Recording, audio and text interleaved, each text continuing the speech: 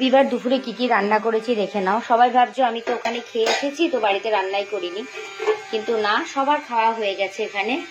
তো ভাত আছে, এটা এক্সট্রা, সবার খাওয়া দাওয়া কমপ্লিটের পর।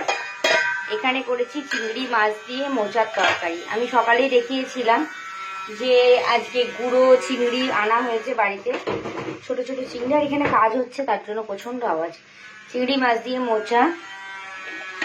এখানে করেছি ইলিশ মাছের ভাপা। এই যে বললাম না সবার খাওয়া হয়ে গেছে, তারপর খুন্তিটা ছিল তো এই জায়গাটা ওরকম লাগছিল, মানে আমার দেওর আমার ছেলে এদের সবার খাওয়া হয়ে গেছে। আর সঞ্জয় ওখানেই খেয়ে এসেছিল আমার পরে, ওখানে গিয়ে ও ক্যান্টিন থেকে গিয়ে খেয়ে এসেছে, মেয়ে ওখানকার খাবারই খেয়েছে। তো আমার ছেলে আর আমার দেওর খেয়েছে।